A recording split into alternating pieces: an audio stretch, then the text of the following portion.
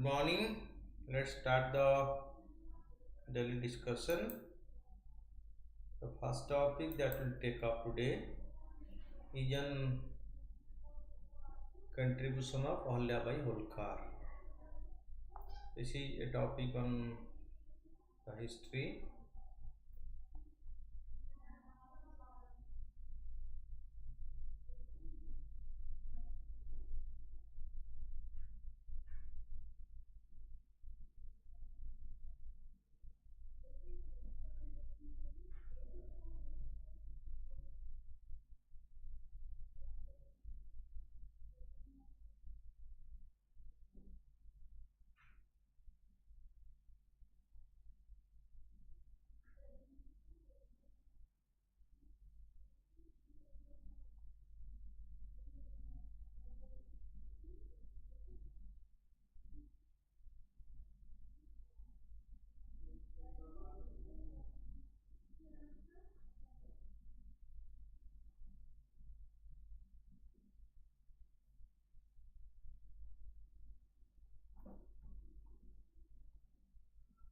So the article celebrates the 300th birth anniversary of Maratha Queen Ahilyabai Holkar, a great administrator, visionary, and spiritually inclined figure.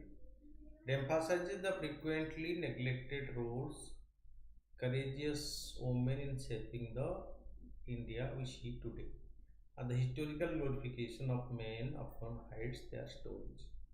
Who was this Ahilyabai Holkar?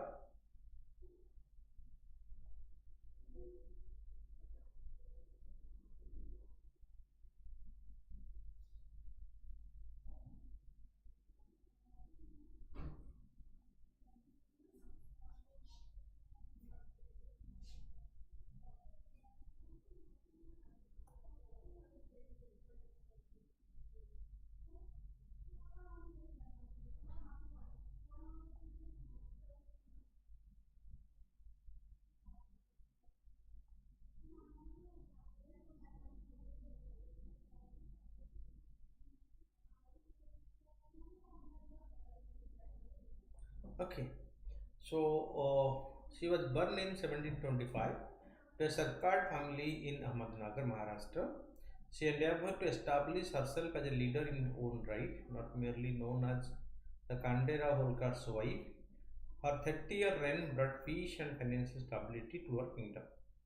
Breaking patriarchal norms, she took over a monarch after her husband's death, displaying exceptional leadership, skill, etc. Recognizing societal constraint on her as a woman and widow, she appointed the Tukoji Holkar, a trusted soldier, and the commander of her army. Okay, so spiritual and architectural contribution. She resurrected and renovated Jyotirlingas across the country as a tribute to Lord Shiva, including at Somnath, Varanasi, Trambakam, Gaya, Pushkar, Vrindavan, Natharwada, Haridwar, Badrinath, and Kedarnath. She installed idol in sacred shrine and temple, providing additional security to protect against attack and incoloclasm by the Muslims. Civilizational contribution, she defied Mughal rule and united her subjects with a shared cultural identity regardless of their social and religious background. Promotion of craft and economic development, she promoted the traditional Maheshwari Sari weave, empowering women through skill development. The production of Maheshwari Sari increased state revenue and provided a steady income source for the weavers. Environmental protection, she also made effort to develop indoor conserve forest and animals and foster trade and commerce in her kingdom. Promoted inclusive governance, Ahilyabai's reign was akin to a true Rajya with flourishing farmers, distorted faith and inclusivity. She mainstreamed the Bhil and the Gond caste, an important but less talked about achievement. What is the legacy of Ahilyabai? Ahilabai's legacy extends beyond her contribution to temple renovation, encompassing overall governance that brought social harmony.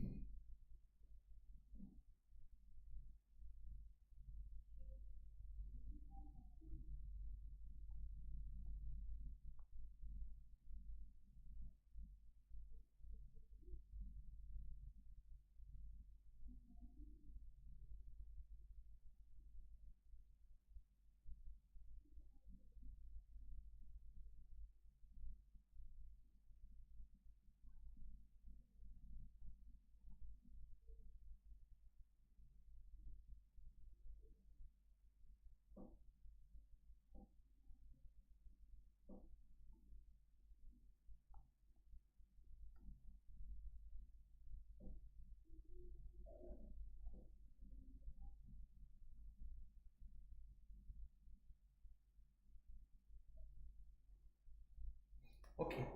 So, while celebrated regionally, otherwise national recognition is limited due to gender bias, despite commanding respect from the contemporary and later historians and intellectuals. Next is governance issue, integrating managed care organization into India's healthcare system.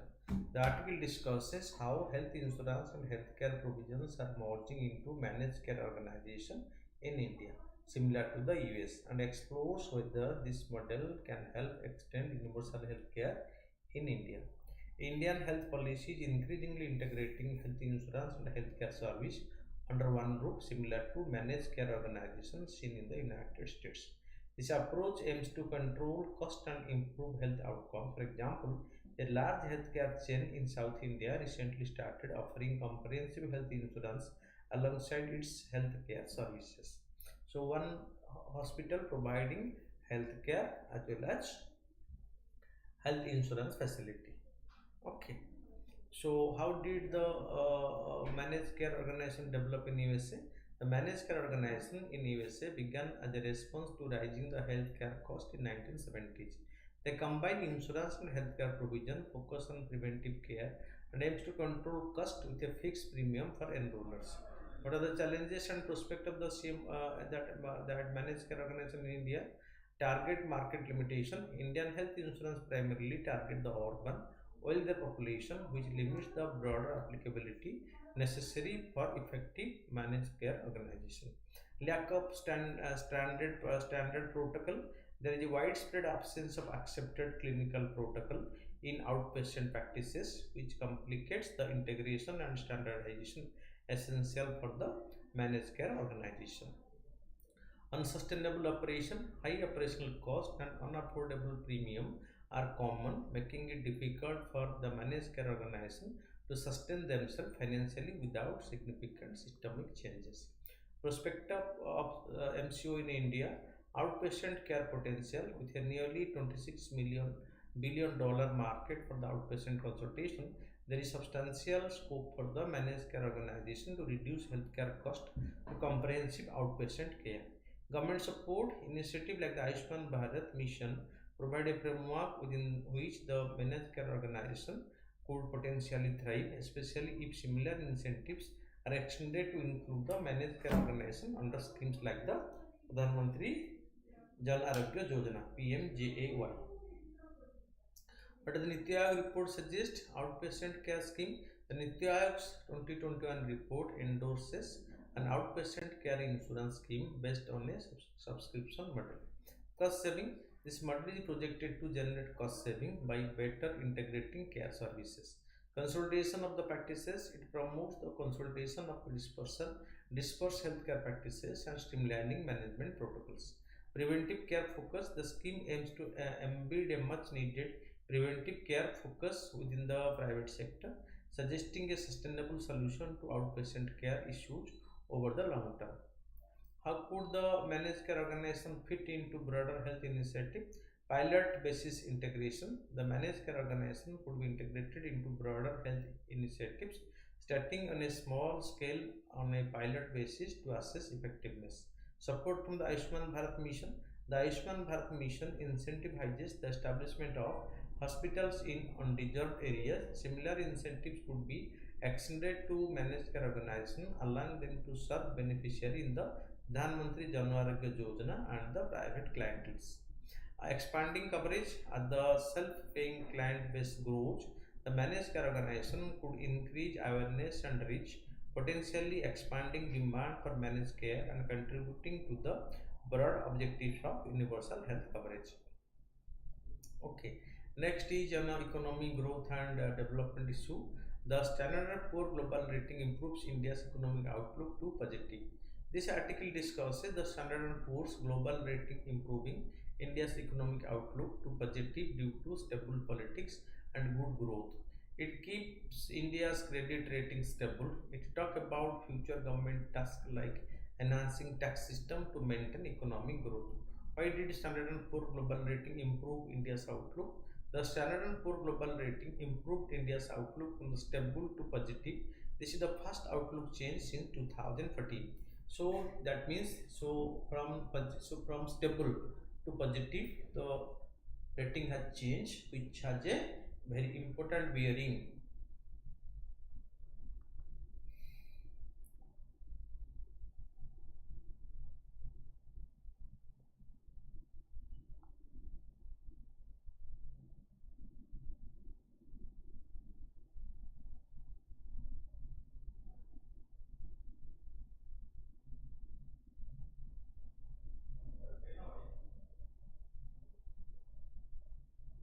Okay, so the change was driven by political stability, economic reforms, and long-term growth prospects. India's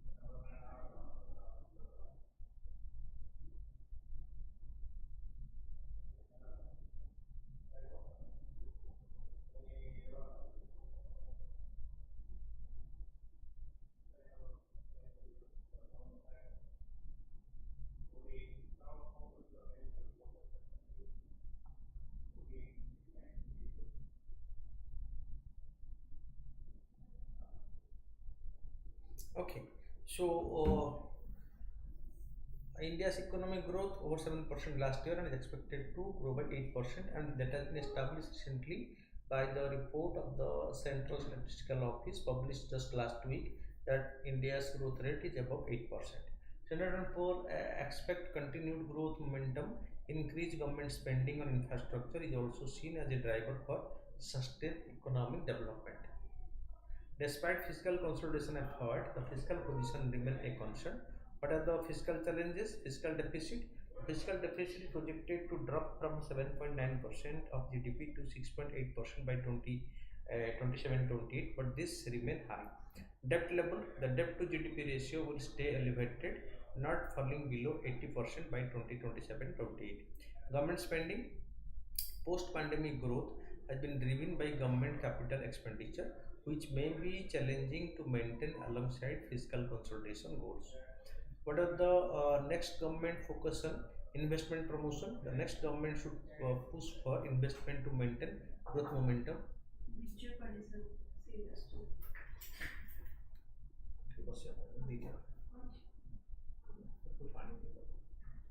Okay. Fiscal deficit reduction, focus on reducing the fiscal deficit from 5.1% close to target of 4.5%.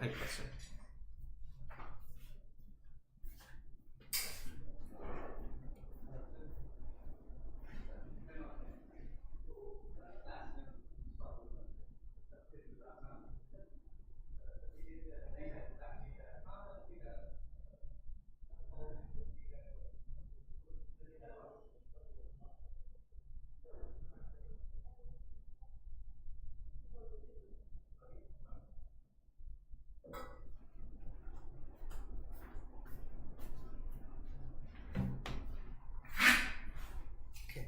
So, revenue collection, improve the GST system by rationalizing rates and slabs to boost revenue. Tax reform, reassess direct tax reforms and enhance tax administration. Utilize RBI surplus, use the higher than expected surplus transfer from the RBI to ease fiscal separation. Sustainable growth, balance between sustaining government capital expenditure and achieving fiscal consolidation. These are the next government focus area to make the economy grow faster. Extreme, the next is the disaster management, extreme heat condition. Recently, Delhi hit a record high temperature of 52.9 degrees centigrade, the highest ever recorded in India. Though unusual, the extreme heat this year have made temperature near 50 degrees centigrade seems possible. Many areas in India feel like oven, and people say this summer is the hottest they have known. But the observation of the Center for Science and Environment about the changing nature of the hot season, the analysis show that not only is the heat increasing, but the hot season has also becoming more humid over recent years. In Delhi, the average relative humidity during summer month have risen to 60%, significantly higher than the 52.5% recorded in the first decade of the millennium, creating a more sweltering environment. What are the implications of the high humidity? High humidity weaken the cooling effect of precipitation as sweat takes longer to evaporate. Prolonged exposure to extreme humid heat can issue stress and even prove fatal. While heat stroke deaths are few currently, global warming and rising humidity would soon make the fatality count shoot off. Okay, this is the biggest challenge right now.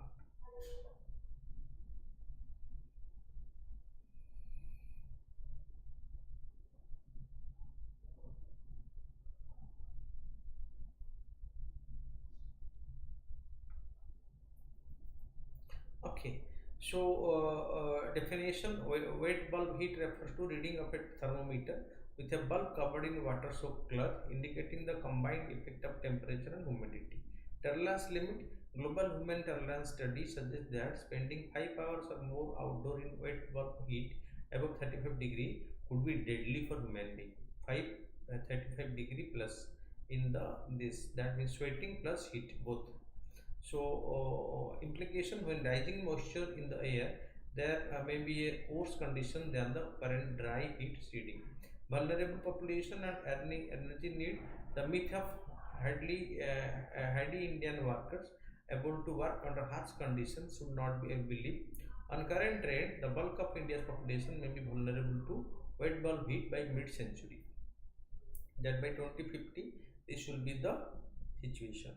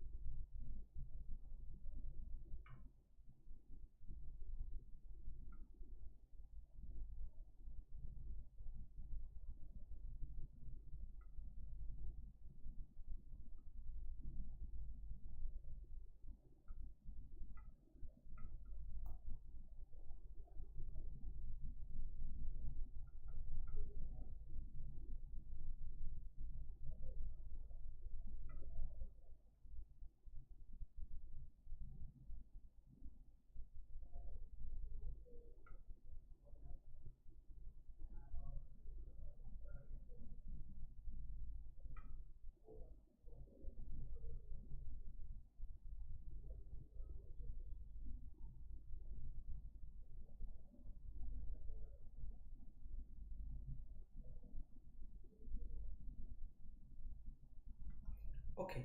The article highlights the severe impact of intense heat wave in northern India, particularly on informal workers who constitute a significant portion of the urban workforce.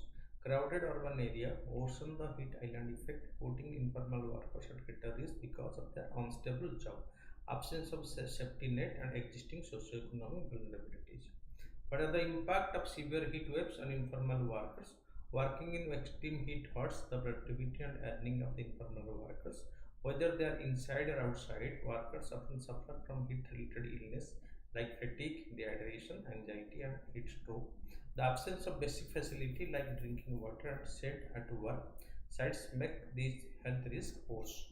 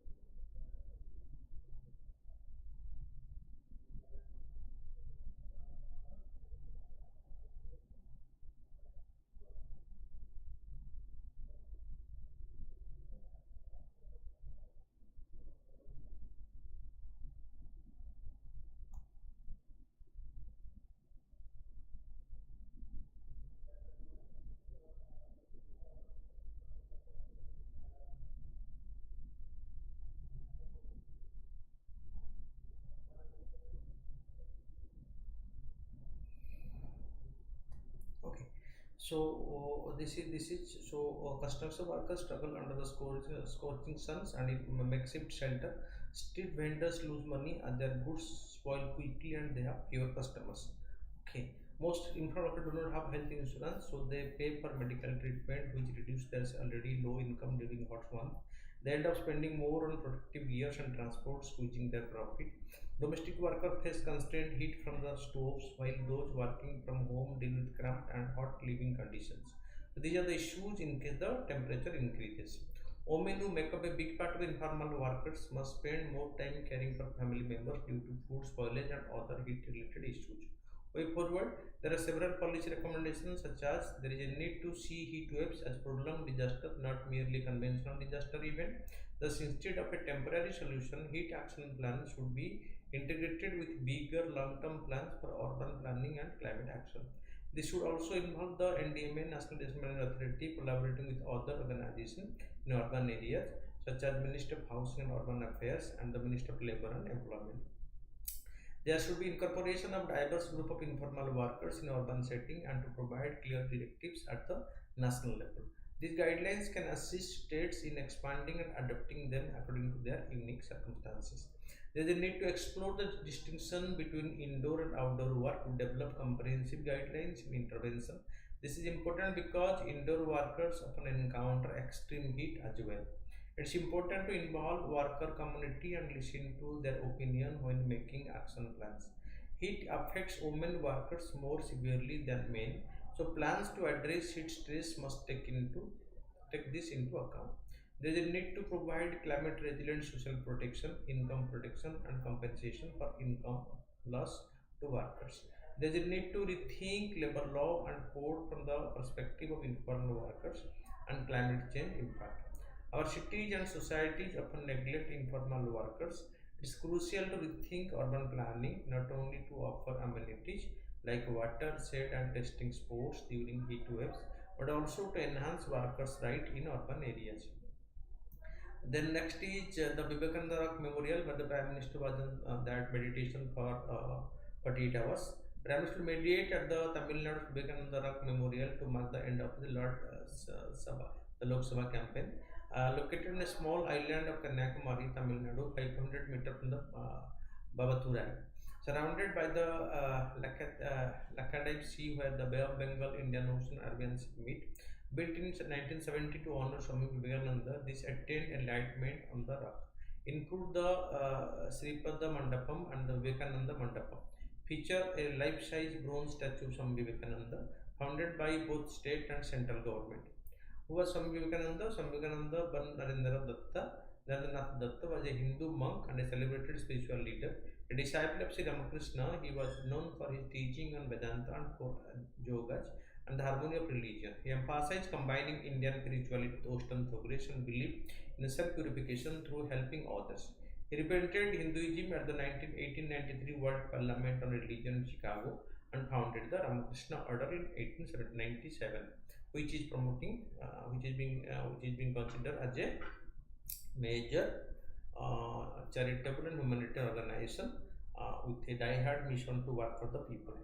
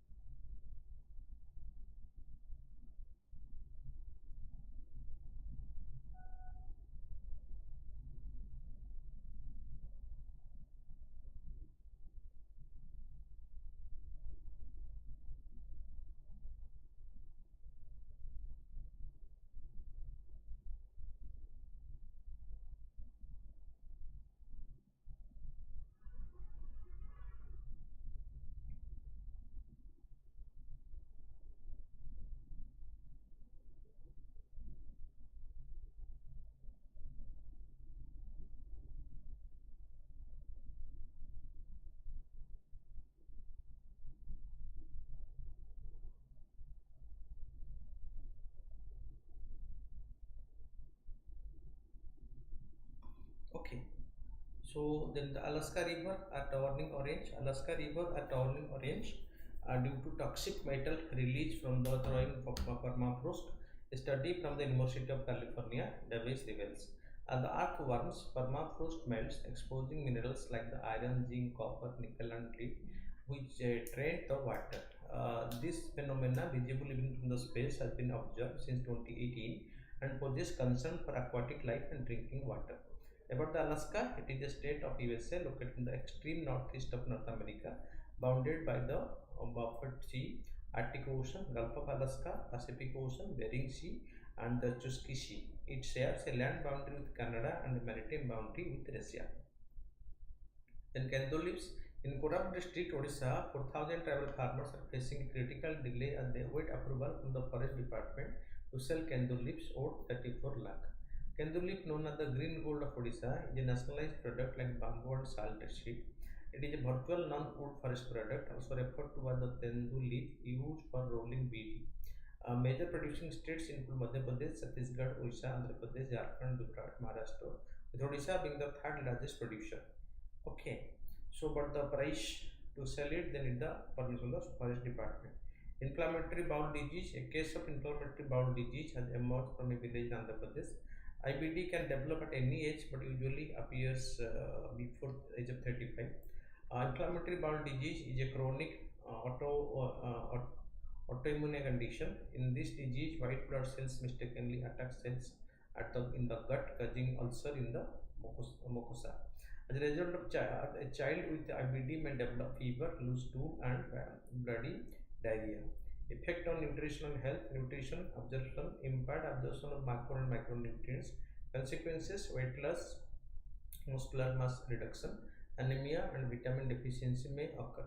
Types of inflammatory bowel disease, that ulcerative colitis, it affects only the large bowel. That Crohn's disease, it can affect any part of the gut from the mouth to the anus. Intermittent colitis, it is used when it is challenging to distinguish between the ulcerative colitis and the Crohn's disease.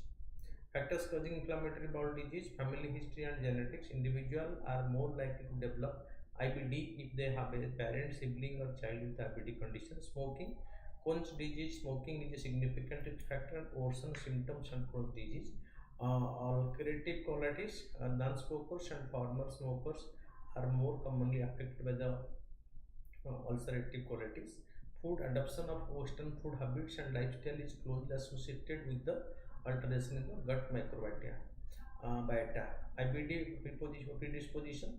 The changes in the gut microbiota increases the likelihood of developing the IBD. Okay. That is the immune response. The immune system, which normally defeat against pathogen, may cause the IBD. Okay. Inflammation, bacterial or viral infection in the digestive tract can trigger an immune response leading to inflammation as the body fights the infection.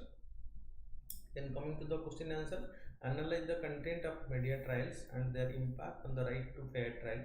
Discuss the measures to balance free speech and administration of justice and the role of media self-regulation.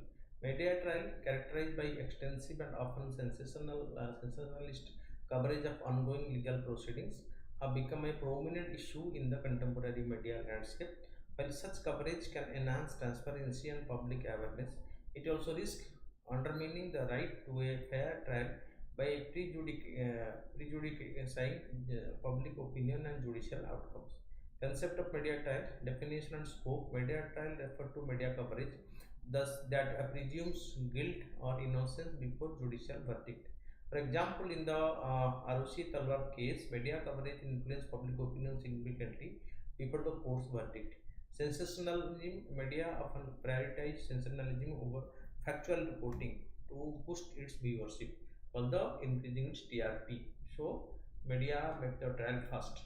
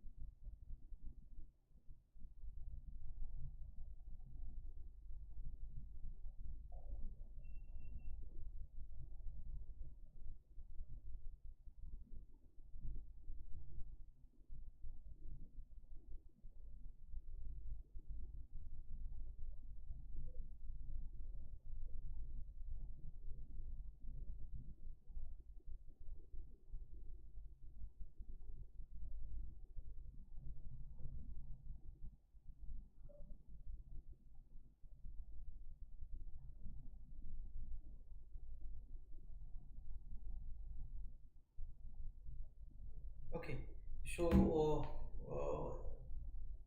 for example, during the 2020 COVID-19 pandemic, some Indian news channels were criticized for sensationalizing the census situation by focusing extensively on dramatic visuals and alarming headlines. Influence on public perception, extensive media coverage can sway public opinion, affecting jurors and witness. For example, in high-profile case like that of the Reha Chakraborty, media portrayals impact public sentiments and potentially the legal process. Trial by the media can act as a de facto court, impacting reputations and careers before due legal processes. For example, the Sushant Singh Rajput case witnessed extensive media trial influencing public discourses. Judicial comment: court have criticized media for prejudicial reporting. For example, the Supreme Court in Sahara versus SEBI highlighted the danger of media trials affecting justice. Impact on the right to a fair trial. Prejudicial influence. Media trial can create a biased environment, jeopardizing impartial trials. For example, the Jessica Lal murder case saw significant media influence, potentially impacting the judiciary. Witness intimidation. Media coverage can lead to harassment or intimidation of witness. For example, in the high-profile Asaram Bapu case, intense media coverage led to harassment and intimidation of witness. Jury contamination. Extensive media coverage can influence jury members' impartiality. Right to privacy. Media trial often violate individuals' right to privacy and dignity. For example, in the Sushant Singh Rajput case, extensive media coverage intrude into the private lives of the actor, his family and friends. Judicial overreach. Media trial may lead to judicial overreach where court feel pressurized by the public opinion through the media. For example, judges in the Nirbhaya case admitted to public pressure influencing their decision-making powers. So, balancing free speech and administration of justice, contempt of court law, strengthening the strictly enforcing contempt of court regulation can mitigate prejudicial reporting. For example, the Contempt of Court Act 1971 provides a legal framework for addressing media overreach. Media guidelines, implementing stringent guidelines for court reporting. For example, the Supreme Court has laid down guidelines for media reporting in the interest of fair trial. Okay. As seen in the Sahara India Real Estate Corporation Limited versus the SEBI case. Judicial directive: court can issue gag orders to restrict media coverage in sensitive cases. For example, the gag orders in high-profile case like the Salman Khan hit and run case.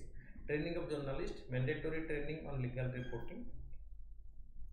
For journalists can promote responsible journalism. For example, a survey by the Press Council of India indicated that only 40% of crime reported receive formal training.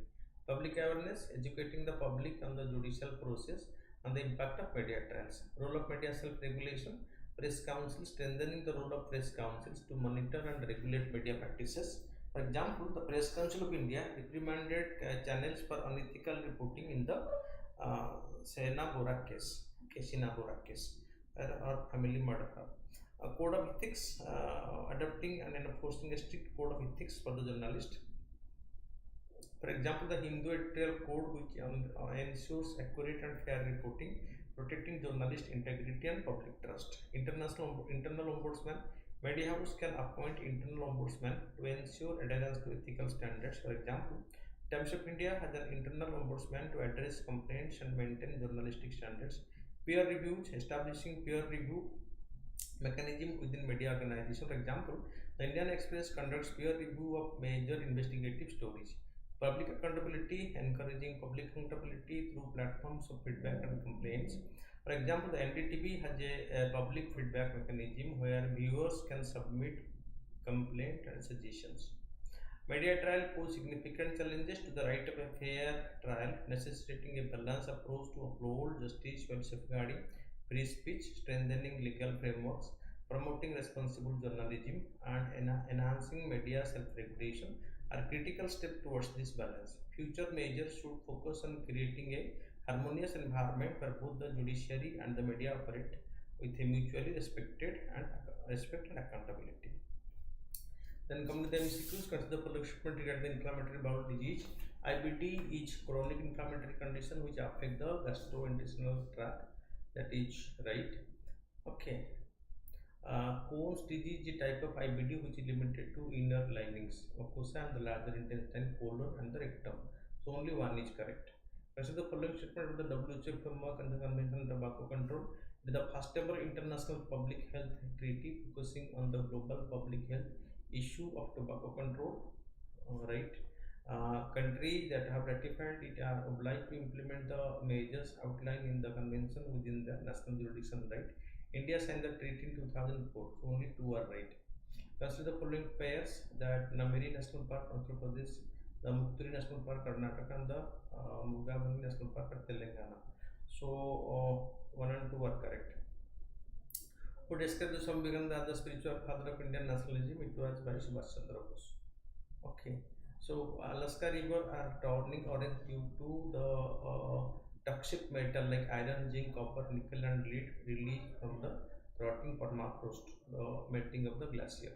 That's the following statement about the Rani Allabai Holkar. She was born in 1725.